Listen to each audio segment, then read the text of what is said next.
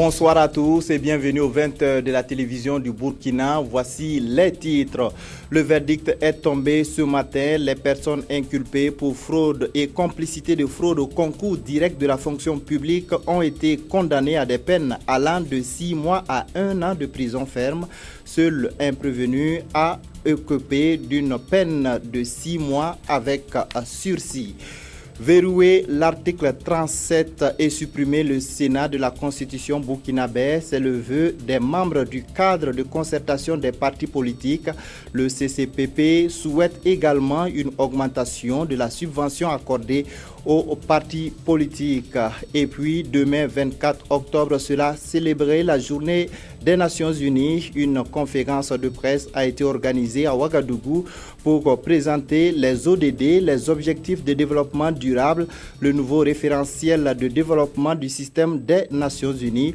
Notre invité est Pascal Carorero, coordonnateur résident du système des Nations Unies au Burkina Faso. Avec lui, il sera question de l'organisation de cette journée. Le verdict du procès sur la fraude au concours de la fonction publique est tombé ce vendredi. 5 prévenus ont été condamnés à 1 an de prison ferme et 500 000 francs d'amende. 16 personnes ont écopé de 6 mois ferme avec une amende de 150 000 francs CFA. Seul un prévenu a reçu la peine de 6 mois avec sursis. Les 22 prévenus ont été condamnés pour fraude et complicité de fraude. Le point avec Konsoum Koulibaly et Jacques Lamissa Tarpaga. Ils sont 22 prévenus reconnus coupables de fraude et complicité de fraude au concours de la fonction publique de 2015. 5 d'entre eux sont condamnés à 12 mois d'emprisonnement ferme, doublé d'une amende de 500 000 francs chacun, dont le responsable du cabinet de conception des sujets et celui de Birba Formation. Le plus gros du lot, soit 16 personnes, a écopé de 6 mois ferme avec une amende de 150 000 francs CFA. Parmi ces condamnés figure le directeur de la télévision du Burkina, Wezen Lioulon, et 2 de ses frères. Une seule personne est condamnée à 6 mois avec sursis, mais elle devra payer une amende de 150 000 francs CFA. Certains avocats de la défense sont déjà prêts à faire appel de cette décision. La décision ne nous satisfait pas. Et comme d'ailleurs l'a souligné le président, nous avons un délai de 15 jours pour relever appel. On va d'abord consulter nos clients, leur expliquer la quintessence de la décision et éventuellement aviser. Où la loi est claire, il ne faut pas interpréter. Et le juge ne peut pas fonder sa décision sans qu'il n'y ait des pièces qui aient été produites et débattues contradictoirement à l'audience. Voilà pourquoi nous exercerons les voies de recours qui s'y est. D'un autre côté, cette condamnation apporte de l'eau au moulin de ceux qui demandent la reprise des concours concernés par la fraude. Il y a eu condamnation, c'est-à-dire qu'il y a fraude. Donc aujourd'hui, nous ne savons pas sur quoi le ministère va baser son argumentaire encore. Donc nous pensons que le ministère doit revenir à de meilleurs sentiments et travailler tout simplement dans un bref délai à réorganiser ces concours concernés par la fraude-là pour rétablir l'égalité de chance. Les fonctionnaires condamnés dans cette affaire encourent des sanctions administratives de révocation de la fonction publique. Les candidats condamnés risquent la suspension à tout concours pendant 5 ans. Avant de poursuivre ce communiqué de la commission d'enquête sur les événements du 16 septembre 2015, la commission d'enquête sur les événements du 16 septembre 2015 a été créée par décret numéro 2015-1053 presse trans PM du 28 septembre 2015. Elle est chargée de faire la lumière sur les faits ayant donné lieu à la tentative de coup d'État militaire du 16 septembre 2015.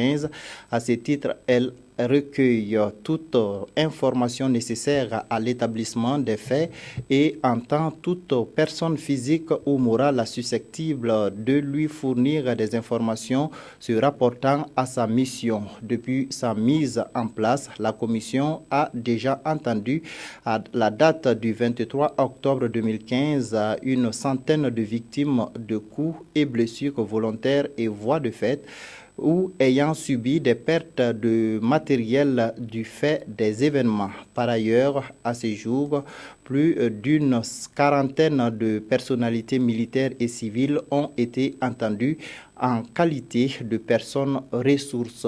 Il est important de signaler que tous les ayants droit ou ayant cause des victimes décédées ont déjà témoigné devant la commission d'enquête. La commission d'enquête est logée au Conseil économique et social à Ouagadougou.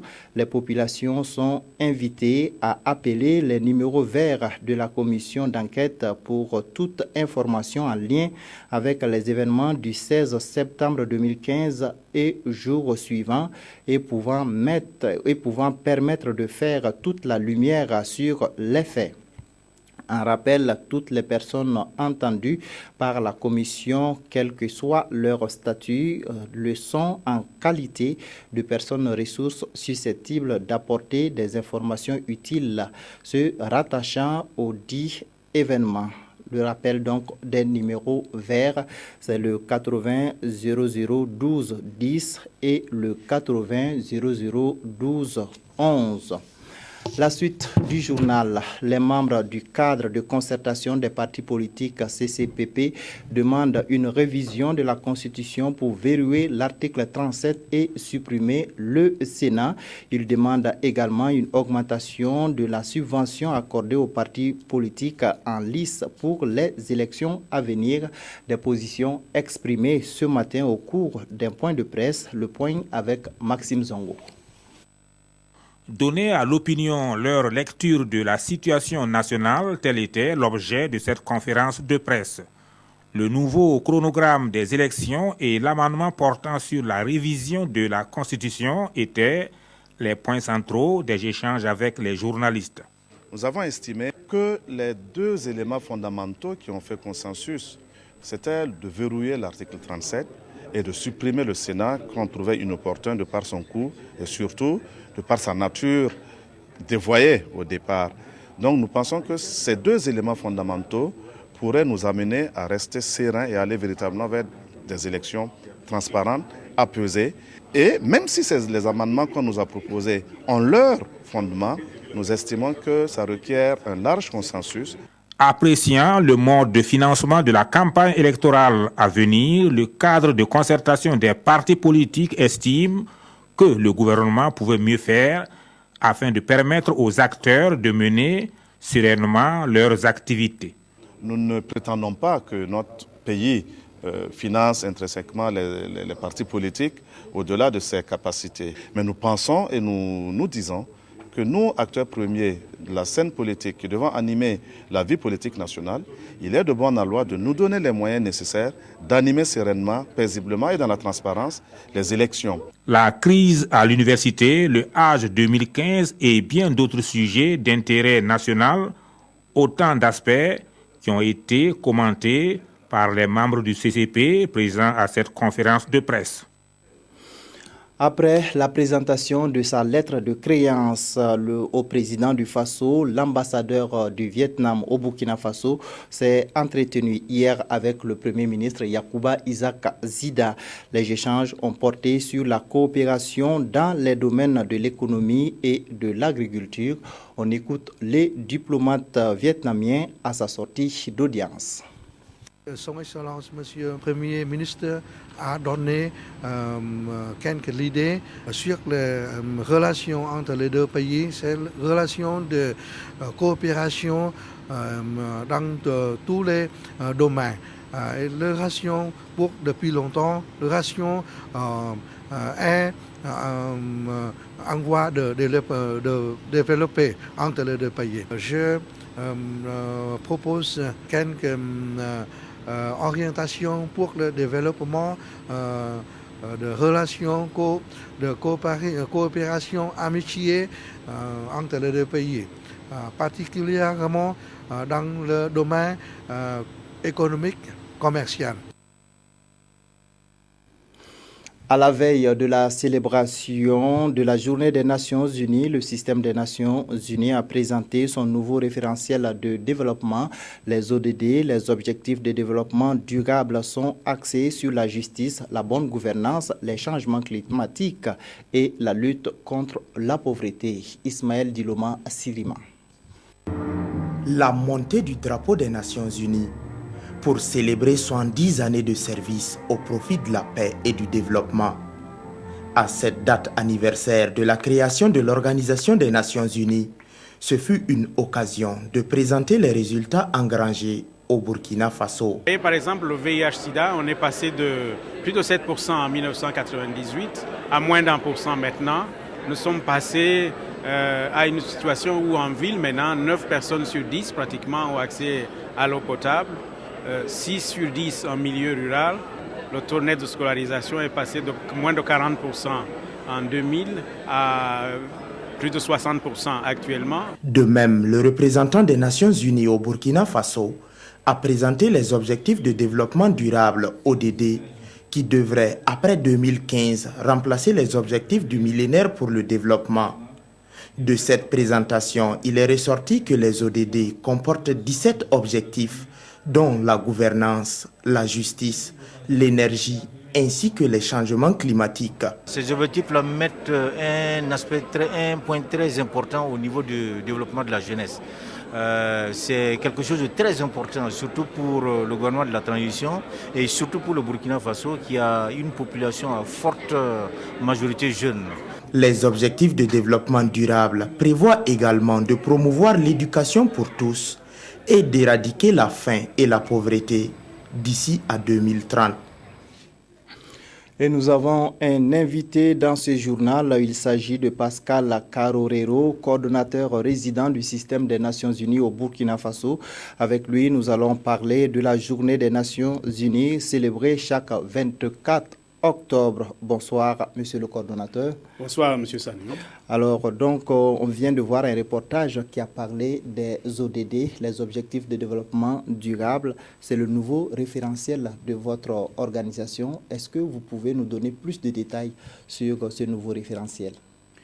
Bon, effectivement, nous avons, lorsque je dis nous, je devrais plutôt dire les chefs d'État et de gouvernement ont adopté en septembre, c'est juste le mois dernier, le nouveau référentiel qui guide les efforts de développement à travers le monde, qu'on appelle les objectifs de développement durable. Les objectifs de développement durable, on ne devrait pas dire qu'ils remplacent les objectifs du millénaire pour le développement, ils les complètent, puisqu'ils sont basés sur les objectifs du millénaire pour le développement et visent à achever le travail déjà fait. Vous avez entendu que, par exemple, pour le Burkina, au niveau de la scolarisation, nous sommes passés à des taux de moins de 40% à plus de 60%. Mais notre souhait, ce serait que la scolarisation soit de 100%. Dans plusieurs domaines, c'est comme ça. On a fait des avancées, mais les progrès ne sont pas suffisants. Donc le premier objectif qui est reflété dans plusieurs objectifs du développement durable, c'est de parachever le travail qui avait été entamé par les objectifs du millénaire pour le développement. Les deux autres objectifs, c'est de s'assurer que d'autres secteurs importants qui n'avaient pas été explicitement pris en compte dans les OMD le soient maintenant de manière plus explicite. Il s'agit par exemple de l'énergie, qui est indispensable à toute activité et qui est transversale aux autres objectifs qui sont cités. Une attention plus forte est dévolue à tout ce qui concerne l'environnement. Alors qu'il n'y avait qu'un seul objectif, maintenant il y a 4 objectifs. Il y a un objectif sur la consommation et la production durable, mais il y a également un objectif sur la lutte contre les changements climatiques, un objectif sur la préservation des écosystèmes marins et un objectif sur la préservation des écosystèmes terrestres. L'autre élément qui est important, c'est que l'inégalité doit être combattue parce qu'elle est vecteur de manque d'atteinte des autres objectifs. Alors l'autre élément, c'est qu'on doit avoir également plus d'équité et on doit s'assurer qu'il n'y a personne qui est laissé pour compte. Donc l'un dans l'autre, les objectifs de développement durable se représentent un paquet de mesures assez ambitieuses que les Nations Unies maintenant vont essayer de promouvoir, de sensibiliser toutes les parties prenantes, pas seulement les gouvernements, mais en priorité les gouvernements, pour que ces objectifs soient pris en compte maintenant dans les nouveaux référentiels de développement au niveau national. C'est dans ce sens-là que nous avons commencé avec la presse, mais naturellement, la presse était là, mais il y avait également le ministère de l'économie et des finances, et nous pensons que ce n'est qu'un début. On va poursuivre sur cette lancée et s'assurer que les objectifs de développement durable soient pris en compte dans le développement national. Alors donc demain 24 octobre donc sera célébrée la journée des Nations Unies. Cette journée coïncide avec le 70e anniversaire de l'ONU. Alors quel sens donc vous donnez à la célébration de cette journée? Bon, effectivement, chaque année, le 24 octobre, c'est la journée des Nations Unies. Au-delà de la célébration, c'est surtout le rappel des valeurs universelles qui fondent l'action des Nations Unies et qui inspirent les nations, comme le sens de l'organisation et l'ensemble des nations. Ce sont les valeurs de promotion de la paix, les valeurs de promotion d'un développement partagé et les valeurs de respect des droits humains dans la dignité et la liberté. Voilà en gros ce que cela nous rappelle.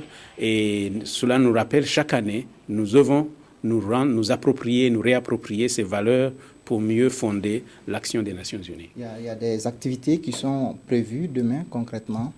Les actions qui devaient avoir lieu le 24 ont été avancées au 23 octobre parce que demain c'est un jour férié et nous voulons laisser les Burkinabés vaquer à leurs occupations de week-end. D'accord. Alors votre message donc à l'occasion de cette journée? Les Nations Unies restent engagées, comme dit d'ailleurs dans le message du secrétaire général, pour appuyer le gouvernement et le peuple burkinabé dans tous les besoins prioritaires.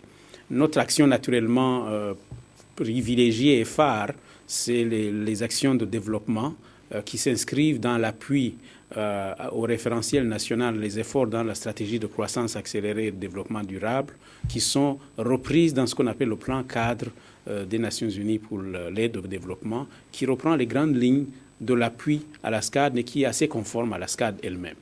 Naturellement, à côté de ça, il y a des éléments et des priorités qui s'imposent. Parmi ces priorités, c'est lorsqu'il y a une des survenues de catastrophes naturelles, que ce soit la sécheresse, que ce soit les inondations, les Nations Unies s'organisent et se mettent ensemble pour appuyer. Mais c'est également le cas où c'est des crises un peu plus lentes comme la malnutrition et la faim, pour lesquelles nous appuyons également le gouvernement, ou l'arrivée de réfugiés. Mais bien sûr, je suppose que ce qui préoccupe le plus les Burkinabés pour le moment, c'est la sortie de la transition. Donc les Nations Unies également appuient la préparation des élections de sortie de la transition. Okay. Merci beaucoup à vous, M. Pascal Carrero, coordonnateur résident du système des Nations Unies, donc d'être venu sur notre plateau et nous parler de cette journée des Nations Unies qui sera célébrée demain 24 octobre. Vous restez avec nous pour la suite du journal. La première édition du Salon de l'eau, de l'hygiène et de l'assainissement a débuté ce matin à Ouagadougou. L'objectif est de susciter une prise de conscience sur les maladies liées à l'eau et de proposer des solutions pour une gestion rationnelle des ressources en eau. Elle s'est ouverte ce 23 octobre et ce jusqu'au 25, l'édition 1 du SAIA, Salon de l'eau, de l'hygiène et de l'assainissement, et une tribune qui fait de l'eau une question très centrale. L'eau dont la pollution, le gaspillage, la pénurie, l'inaccessibilité, entre autres, sont source de maladies et bien d'autres problèmes. SAIA voudrait alors fixer davantage l'attention en vue d'une meilleure gestion et distribution de ce liquide précieux. Les objectifs, c'est d'abord d'être une plateforme de partage et de promotion des pratiques pour que d'ici là, on assiste à la mort, à la faim, donc de manque d'accès à l'eau potable, à l'hygiène et à l'assainissement dans nos pays, qui fait beaucoup de dégâts, qui fait beaucoup de victimes. L'autorité de tutelle revient sur le message du Premier ministre ici. Ce discours est basé sur un certain nombre d'éléments. Le premier, c'est de rappeler l'importance du secteur de l'eau, de l'assainissement et de l'hygiène pour notre pays. C'est aussi de rappeler en ce moment, deuxième élément, l'effort, l'importance des efforts que le gouvernement fait à travers le PSUT mais également à travers des programmes et des projets. Puis troisième élément important, c'est également le futur pour pouvoir résorber un peu ces gaps. Communication, exposition et nuit du mérite vont meubler les 72 heures du SAIA 2015 dans l'enceinte du CIAO. L'Union européenne a offert au ministère de l'administration territoriale et de la décentralisation 20 véhicules et du matériel informatique d'une valeur de 320 millions de francs CFA, ce dont entre dans le cadre du programme d'appui à la décentralisation et aux investissements communaux. Le point avec Salif Belem et Mounira Keri. 20 véhicules plus un lot de matériel informatique et bureautique d'une valeur d'environ 320 millions de francs CFA offerts au ministère de l'administration territoriale et de la décentralisation. Un geste de l'Union européenne qui entre dans le cadre de la mise en œuvre du PADIC, le programme d'appui à la décentralisation et aux investissements communaux. Alors que nous sommes à la veille d'élections nationales et locales, il est important qu'il y ait un ministère de l'administration du territoire qui soit à même d'assurer le développement local. Un appui qui vient à point nommé selon les premiers responsables du MATD, car il va donner un nouveau souffle au processus de décentralisation. Le matériel qui nous a été remis ce matin va contribuer à renforcer les capacités opérationnelles des structures centrales du ministère, des gouvernorats, des antennes régionales du Fonds permanent pour le développement des collectivités territoriales et des structures régionales de suivi et évaluation. Le PADIC a une durée de 5 ans. Avec un coût total de 16,4 milliards de francs CFA, il a pour objectif d'appuyer le gouvernement burkinabé dans la lutte contre la pauvreté par l'amélioration de la gouvernance locale.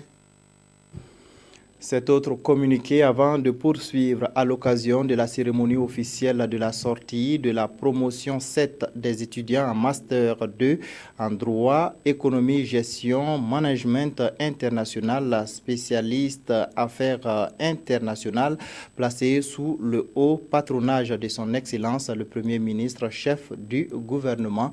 La direction générale du protocole d'État convie les personnalités invitées le samedi 24 octobre 2015 dans la salle de conférence internationale de Ouaga 2000 à partir de 10h. L'heure limite d'arrivée est fixée à 9h30. L'opération d'accompagnement des jeunes formés dans les centres de formation de l'ANPE et des centres partenaires a débuté hier à Waiguia.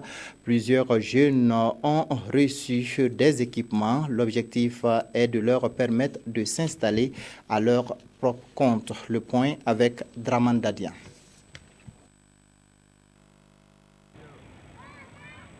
Jadis chômeur, chacun de ces jeunes sait désormais faire quelque chose avec ses 10 doigts.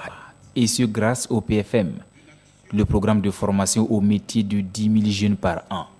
Un programme initié par le gouvernement. Je voudrais au nom des jeunes du Burkina Faso traduire toute notre reconnaissance et remercier sincèrement les plus hautes autorités du pays pour les initiatives constatées en faveur de la jeunesse. C'est une politique du gouvernement de travailler à l'installation des jeunes, de travailler à la lutte contre le chômage et le sous-emploi.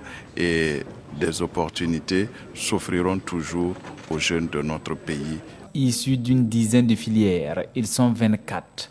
Les meilleurs apprenants de la session 2014-2015 formés par l'Agence nationale pour l'emploi du Waiguia et ses centres partenaires à recevoir ici des kits d'équipement de base. Et tous promettent d'en faire bon usage. Et ces kits qu'on m'a donnés, je compte bien m'évoluer dans mes travaux de couturière, devenir une grande couturière, même si ce n'est pas dans le monde, au Burkina Faso. Ils ont tous été outillés sur les techniques de gestion d'une entreprise. À chacun donc d'être créatif sur le marché du travail.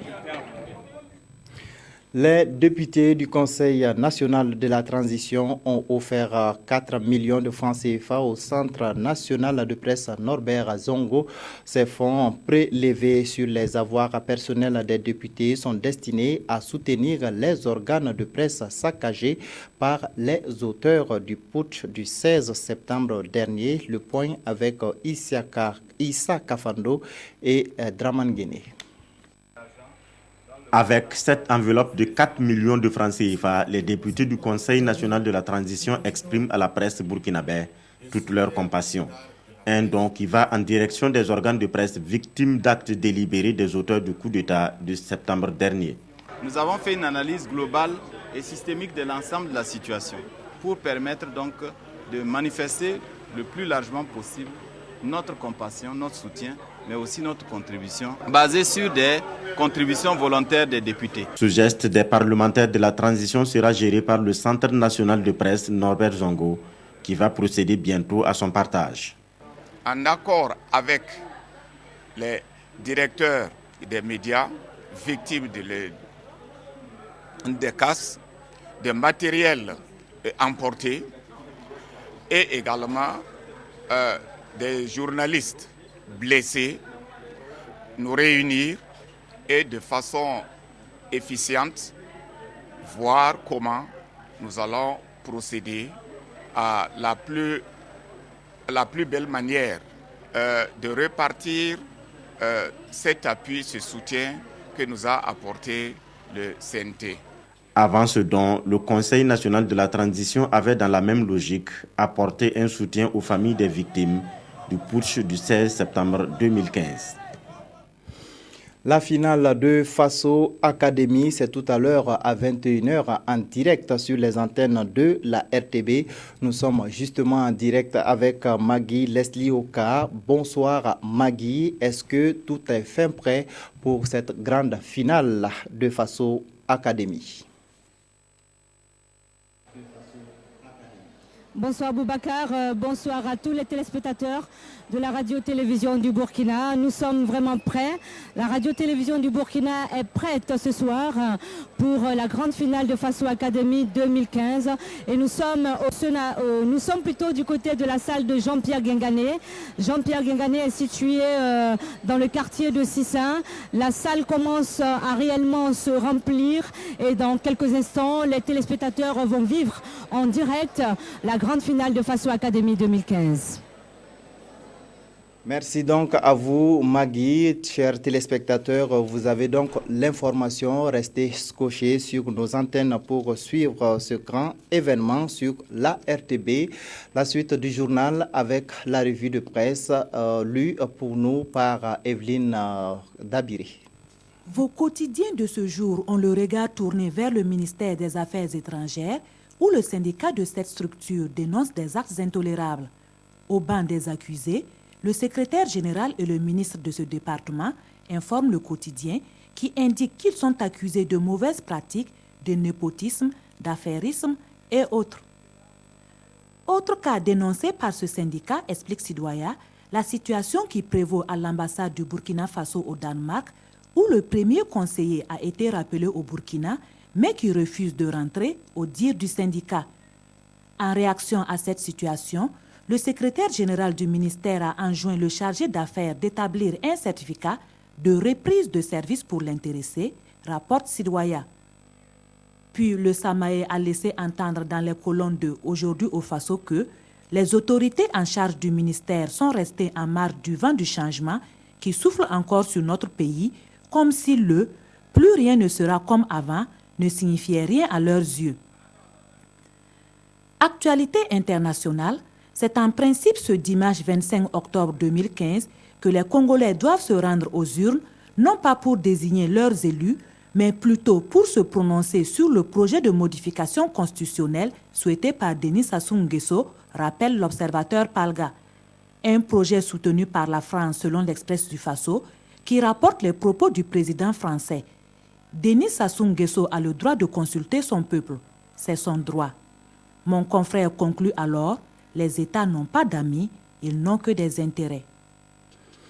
Voilà qui met fin à cette édition. Merci de nous avoir suivis. Passez d'excellents moments en compagnie de nos programmes.